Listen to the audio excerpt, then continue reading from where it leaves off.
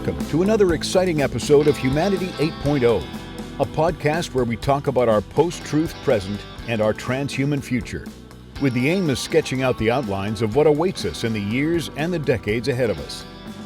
This podcast is brought to you by Rokos. Companies with limited IT budgets and personnel can now get the same cybersecurity protection as big enterprises. Rokos' Secure Access Service Edge, SASE solution, with zero trust, provides enterprise-grade comprehensive cybersecurity so that you can focus on your business. For more, please visit www.rokos.com. That's ROQOS.com.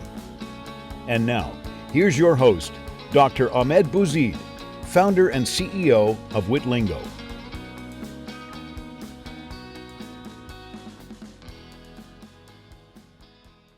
I would say transhumanism is the solution to this disconnect that you mentioned. If you have the right people involved, yeah. Yes, Yeah. and the problem with what has happened since the 1970s that you mentioned is institutional rigidity. We have had advances in technology, but not in all aspects. So, for instance, our transportation infrastructure is about at the level of the 1970s. Well, with a few exceptions, like there are bullet trains in certain Asian countries, but in the United States, the transportation in the United States, miserable. it's ridiculous. But go ahead. Yes. You're right. And why is this happening? Why don't we have better solutions to the climate problem? Well, there have been anti-nuclear power activists that prevented the development and deployment of the next generation of nuclear power plants, which are essentially meltdown proof based on essentially hysteria.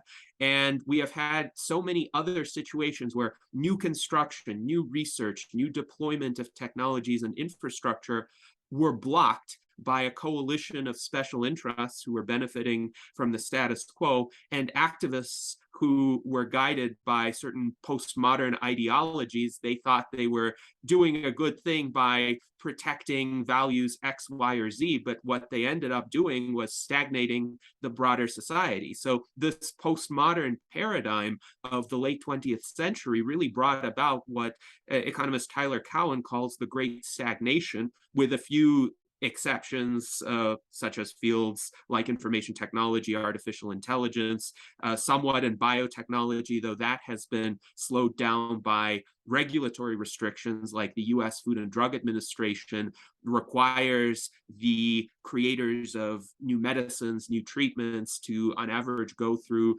a clinical trial process and a review process that lasts 10 to 15 years. So all of these advances are delayed from reaching the general public, and they're kept artificially expensive. If we can liberate the human creative potential, if we can allow innovation to proceed at its maximal pace, then these advances will also be distributed at the maximal possible pace and spread to as many people as possible. Well, how do we know that? How do we know? Because I just gave you the example. Because we have an example right here. So this is a mobile phone, fairly simple mobile phone, but a subsistence farmer in sub-Saharan Africa today has access to perhaps a more rudimentary, less expensive version of that phone, whereas 30 years ago, the President of the United States had a lot less computing power at his disposal. If you remember the big, bulky cell phones of the 1980s and 1990s, they served as status symbols for multimillionaires. That's why you saw the multimillionaires portrayed in movies with these huge, bulky cell phones that didn't work very well, but nobody else had access to them. This is the natural cycle of technological deployment. Of course, initially the technology is new, it's rare, it's expensive, it's not as reliable, it's only available to a few, but as long as the infrastructure exists within the broader society to scale up the production, to try to reach new markets of consumers, there will be entrepreneurs who will try to democratize this technology because they want more customers. And as a result, as long as there isn't a certain extent of institutional rigidity, this technology will spread. We do have a healthcare crisis, I agree with you. And a lot of the healthcare crisis is a third-party payer type of crisis, where essentially there's not as much of an incentive to drive down costs because providers of medical care think, well, somebody else is going to be paying for it. In the United States, there's not even a whole lot of price transparency. So a patient might go into a hospital for a procedure and not know what it's going to cost, and the list price might be tens of thousands of dollars. The patient is never told this. The patient doesn't pay the price because, generally speaking, the hospital expects that the insurer is going to pay the price. And yet somebody who doesn't have insurance might be stuck with a bill that is at least a significant fraction of that original price. So how can we change that? I think greater competition, greater price transparency, greater liberty to engage in innovation. Those are all keys toward a rapid arrival of a more equitable transhumanist future.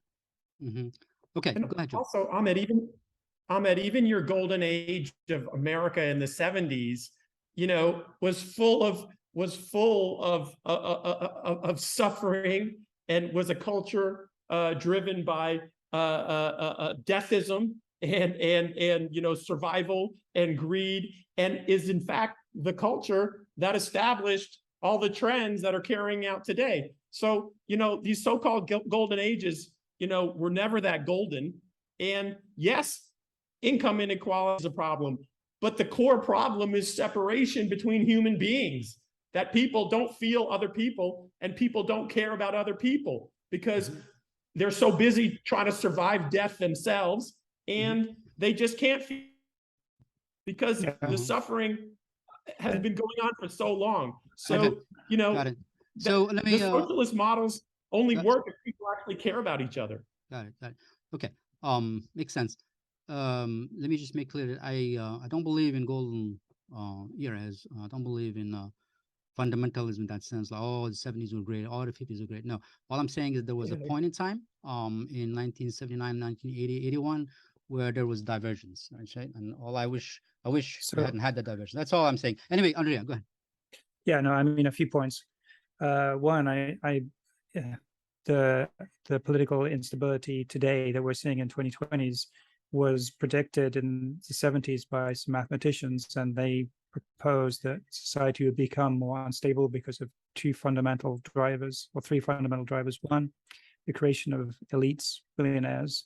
Too many billionaires fighting with each other will enable battles to continue to provide resources to do that. The second is the rise of a well-educated youth population. That's the cutting point of the inequities in society. And the third thing is economic instability and economic pressures. So those things predict society unrest, and they will happen, and they're happening today in America, and they will continue to happen.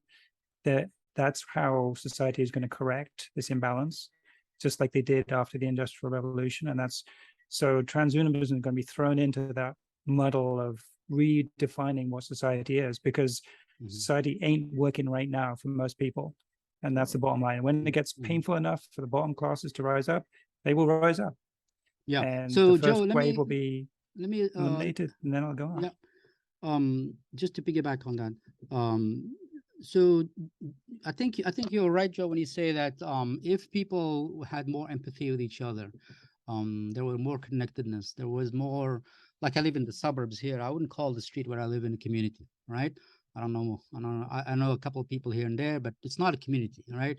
Where I come from, Algeria, North Africa, where I live and where my family lives and all, it's a community. I can at any time go and, in fact, just spend an afternoon in one of the neighbors and go in and out, and it's still very much like a community as it should be, right? Those kinds of opportunities are becoming less and less as far as.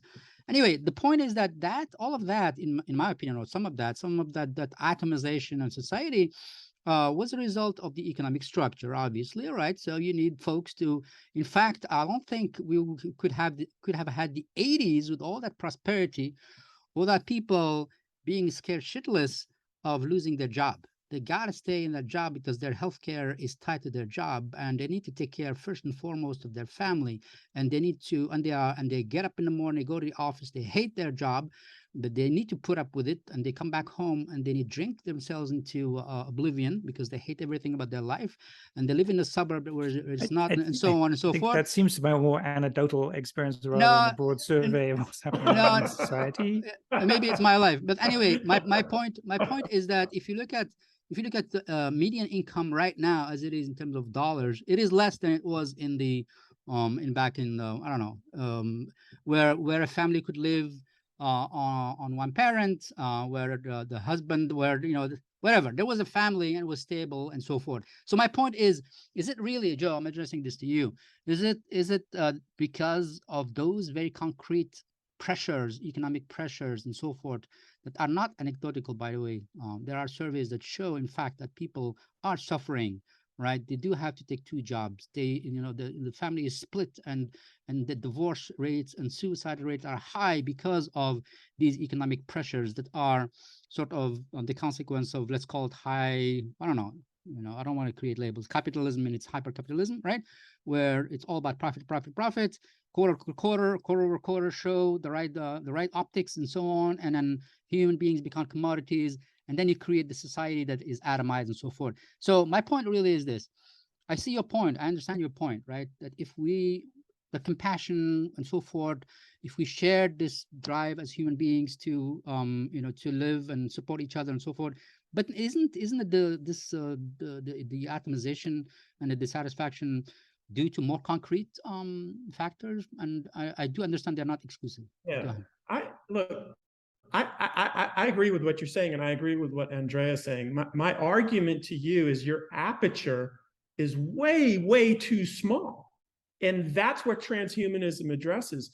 For example, we've had elites since we stopped being hunter-gatherers and became agriculture-based communities. There were always elites, and for the most part, they were in many ways much more horrible than our elites now. Yeah. I mean, we just the passing of Queen Elizabeth. Well, the British Empire was a colonial brutality machine and bloodshed machine. And so all I'm saying, I'm agreeing with you guys. All I'm saying is your aperture, like pointing to the 70s, is way too, like the aperture on a camera. Like you need to broaden out and really look at this. Okay. And that's where that's what transhumanism becomes interesting, because it actually engages not just with like economic policy, post-war US economic policy. Okay, but there was problems pre-post-war. You know what I'm saying? So yes, these are concrete issues that you're raising, but you're just looking at it in such a myopic view from my perspective. I agree. That's what's interesting. That's what's encouraging about transhumanism, is that we can, and I'm an immortalist. Like I'm the director of communications for RADFest. That's, the biggest super longevity event in the world. That's what I work on. That's what's exciting to me. It's not just keeping people healthy longer. It's that we can actually potentially put our life and our spirit and our passion and our intellect into something that actually is engaging with these issues at their core, not just on a superficial sort of this week in policy level. Yeah. Yes. Got it. And what Joe is talking about, I think this is important, is the need for a reinvigorated system of meaning for people. And certainly the pursuit of radical life extension offers that. I would say the transhumanist movement as a whole could offer that new paradigm of meaning for people to counteract the trends that you were describing, Ahmed, the atomization, the sense of individual powerlessness or despair. Because yes, in the postmodern age where so many prior sources of meaning had been deconstructed and nothing was put in their place, that leaves many individuals adrift and in search of meaning. So let's provide a positive, affirming, hopeful system of meaning, so that people do not resort to extremism, so that they do not riot in the streets. Rather, they see a bright future that they could contribute to directly. The concept of progress, both technological progress and moral progress, urgently needs to be revived, as well as the idea that an individual can directly contribute to that progress and see its fruits. This is where I think we need a more organized transhumanist movement that actively engages with people and empowers empowers them and lifts them up and enables them to participate. That's what we are seeking to do fundamentally with the US Transhumanist Party and its non-political affiliate, the Transhuman Club, because it's not just about politics or policy, it's also about culture. It's about creativity. It's about forming human connections. It's about building a community that will support you if you are in trouble. And also, I would add this. This is my attempt to provide children a source of meaning. It is Death is Wrong, the world's only illustrated children's book on radical life extension, as far as I'm aware. But a lot of children, when they first learn about death, they have this instant aversion, as in, this is unjust, this is wrong. And I certainly had that aversion when I learned about death as a young child. This book describes my story and my journey from that point in time to 2013 when I wrote the book. But unlike most children, I never accepted the commonly posited cultural or religious excuses or rationalizations for death. And I'm trying to tell kids, if they don't accept those excuses, that is all right. They have the option to choose to fight death instead and make something of their lives, become scientists, technologists, innovators. I can say for myself, this offers a tremendous source of meaning. This offers a tremendous drive. For me, these kinds of existential doubts have never been the case, because I've always seen the fight for life as being so eminently worthwhile. And I think that could empower a lot of other people, especially young people who are struggling to search for meaning today. Okay. So maybe we can have another episode about death. I think one thing though, just to bring this. Go ahead, Andrea. Just bring it back to your first question about the stability of society and adoption by society of transhumanistic concepts. I think that we're interwoven with this concept of capitalism. Capitalism and transhumanism is going to drive the development of this technology, and I think we, the folks who are driving that, need to understand, like, to ensure that justice, the concept of justice for society, is embodied in that. I think I'm okay with capitalism because I believe in this concept like laws of justice, which is, at the end of the day, in the final analysis, if the weakest in society are better off because they live in a capitalistic society, like there is a trickle down of technology, patents run out, technology becomes cheaper and cheaper and cheaper, that is the way that we can buy in, that everyone buys into the idea that, yeah, that starts with elites, but eventually everyone gets to have the new tech. That's by far the best approach to think about these things. I think that's a good point. And I think also, I don't think we have to be naive about capitalism to be transhumanists. I'm not. I mean, capitalism is let's have transhumanism and trans capitalism too. I mean, I'm not here to deify capitalism. And I mean, look at the food supply in this country. It's a huge failure of capitalism that, what we put in the supermarkets. So anyway, without getting into all those details, I think that's a really important distinction to make, that I, for one, am not like deifying what we call capitalism as some kind of ideal state. I think no, I basically, I own my own company. I'm a capitalist, all right. And there's capitalism, right? I want capitalism where the ecosystem of capitalists is healthy. It's not dominated by powers here and there. I want competition. I want innovation. I don't want, like, if Google, I mean, the fact that we have a Google and an Amazon, I guarantee you that is stifling innovation, because they have their set ways and so forth. And somebody who comes in wants to disrupt them, it's going to be hard, right? Anyway, just so that you know where I'm coming from, I'm not social. Well, I do subscribe to a lot of socialist ideas, because I do believe that we human beings need to care for each other. But I'm a big believer in healthy market capitalism that is kept healthy, that we don't have monopolies. And so I think what we are heading in terms of the next thing quickly I want to touch on is what is being done, because we understand that the radical changes that the human condition, you human being can now live for 200 years, whatever. We understand that those are, and we're working on them, and they will happen. Sooner or later they'll happen. Because they're engineering questions, and they'll happen. But what is being done in parallel, and probably, Gennady, you'll be the one who can help us perhaps, is what is being done in parallel to create, let's call it like transhuman, transsocial society that has taken that leap, that is in step, that can in fact enable us to have a sustained society where most people are able to live a healthy life for more than 150 years or forever. Because that would require a completely different kind of an arrangement, right? Wouldn't you say? So Yes. what could be done in broad outlines in terms of us making progress towards getting there? Because we're still living in 18th century political arrangement, right?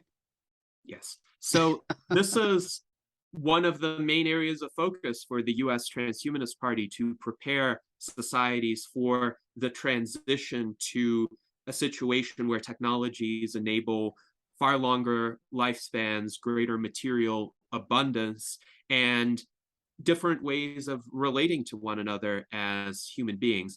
I agree, current political structures are deeply suboptimal for that purpose, and some of the greatest problems stem from the first past the post system of electing officials, which leads to political hyperpolarization, as with the two-party system in the United States. And plurality voting is one of the major issues there, because it incentivizes people to choose what they believe is the lesser of two evils when they vote, even though they don't really favor the candidates from either of the major political parties. They've been convinced, largely by propaganda, that the other party, whichever they like least, is so horrible, so evil, that it will absolutely be the end of the world if that candidate is elected. And every single election, the tensions ratchet up.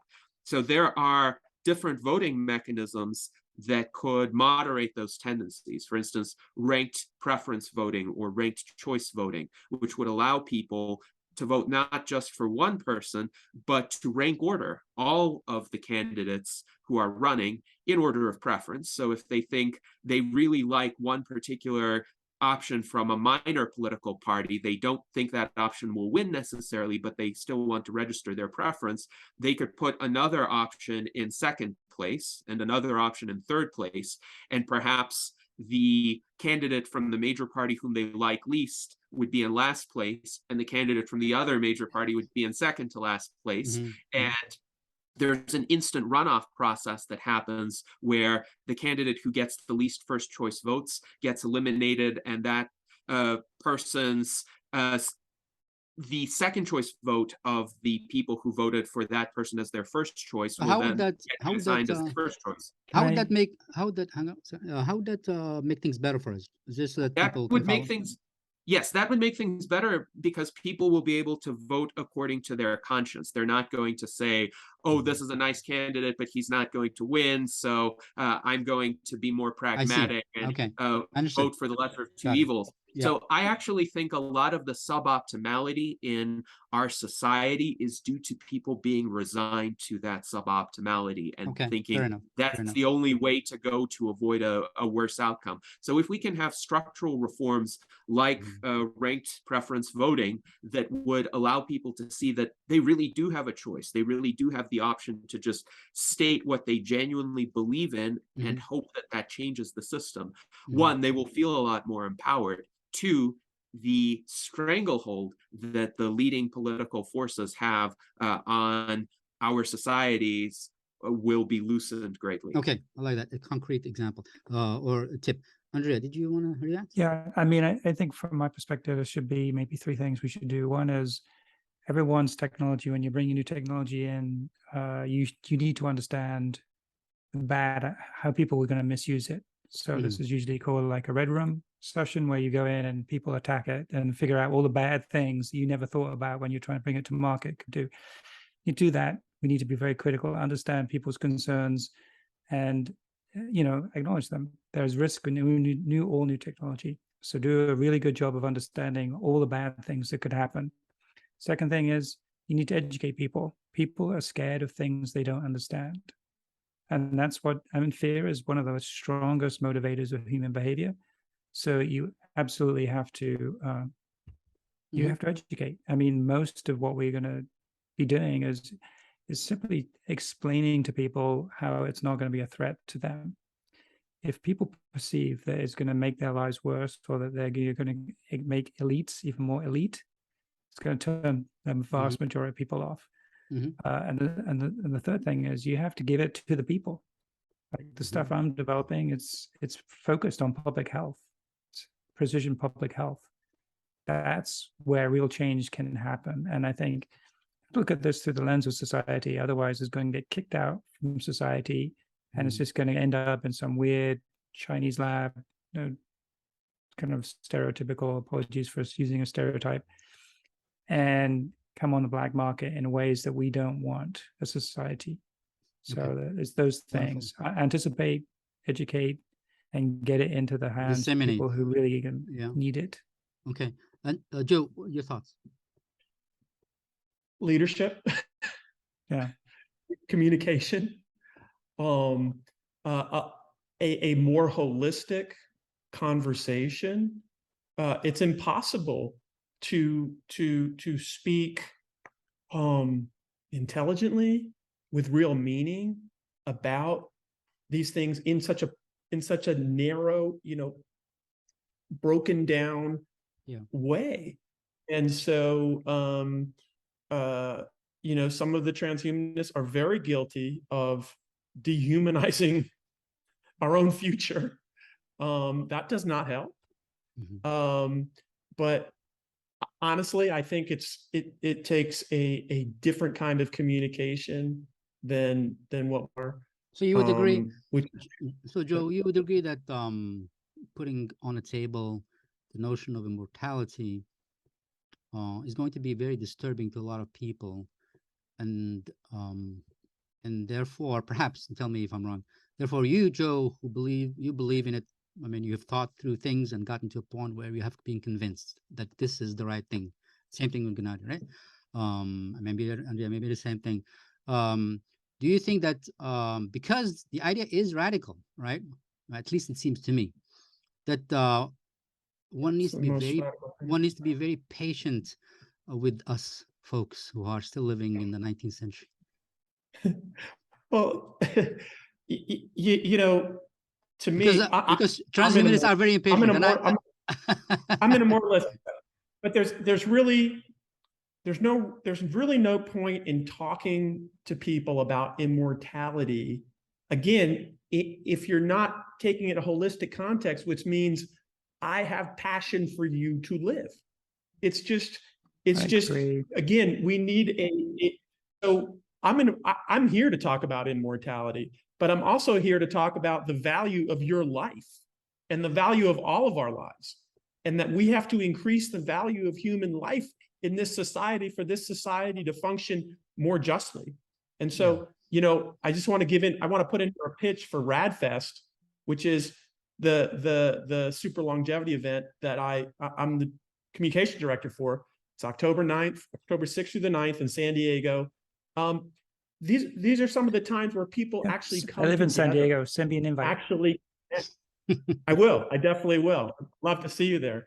And you're learning how to live longer, but there's community building that's happening, and it's based on the most, fundamental human value, which is the value of your life and the value of our lives, and that we are not one another's enemy.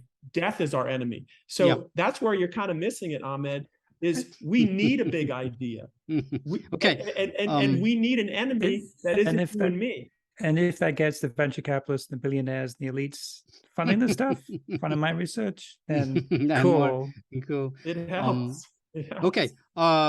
I would love maybe in a couple of months, if you guys have time, to do another one of these, and the focus will be exclusively on you guys trying to move the needle as far as my position is concerned regarding death and immortality. Because at this point, for me, it's a non-starter, which I know is getting Joe's blood boiling. and I'll definitely check the link and all. And I want you to live, Ahmed. yeah, I want you to I live. just need you to know, Joe, that I do one thing that is good about me, if I say so, is I do evolve. My thinking does evolve, so I'm Yeah. excited. I'm Yeah. excited about being convinced, or That's I'm great. also excited about pushing back and see how strong. That's Maybe great. my argument is going to collapse in front of my eyes, and I'm going to see the light. Right. But I would love to Right. do that Right. because I think that's a very important topic, and it's the first one, or very quickly it comes into the conversation when I'm talking to somebody about transhumanism. They're like, "What? Those are the people who want to live forever?" And then dismiss completely. And I don't have anything to say back because I want to have a conversation about it too. But I want to be educated to be able to do that. I'll tell you what, Right. guys. The hour has gone very fast. Did anybody want to say something? I would, Okay, Gennady. yes. Yeah. I would just like to say that I understand that the reluctance to consider a solution to death stems from millennia of evolved human thinking adaptation to what was then inevitable human mortality. Even in the year 1900, it would have been difficult for someone like me not to try to find some sort of adaptation to get the specter of mortality out of my mind, at least from the standpoint of being able to pursue day-to-day life and day-to-day projects without having that hanging over me. But we are within striking distance of the goal right now. And this is where I think a change in mindset is needed to get us to that bright future during our own lifetimes. That's the great hope. We could be the generation that solves this greatest of all problems. So I would encourage all of your viewers to keep an open mind on this question. And they don't have to be children to read this book, by the way. It's a nice primer to the prospect of indefinite life extension. And even though the cover is a bit provocative, the book introduces these concepts in a fairly gentle way. I'm trying to write to intelligent 8-year-olds after all. So I think a lot of people will find it at the very least thought-provoking, a different perspective from what they've been used to, and a way that challenges their thinking to hopefully expand what they see as possible in the coming years and decades. Okay, wonderful. We will have links. Does anybody else have a book that they want to plug? No? Okay. You want to plug a book? I'll make sure. Send me links. Joe, send me. I'm plugging RadFest. Yeah. Please send me the link. We can have a page with with the link to it and so forth. And we'll socialize. Let me just say on a parting note is that I have thought about this issue quite deeply about death. So it's not I'm being reflexive. I'm just inheriting a position from my great grandfather and so forth. I've thought about it, and so that's why I'm looking forward to reacting, give you my reaction as to why I believe what I believe, and I'm sure my thinking will evolve from there. Andrea, Gennady, Joe, thank you so much for making the guys. time. Great conversation. You've been very generous with me. Thank you. Bye. Thank you very much. Thank you. Bye-bye. Live long and prosper. Yes. You too. You've been listening to Humanity 8.0 with your host, Dr. Ahmed Bouzid, founder and CEO of Witlingo. Brought to you by Rokos. Thanks for listening.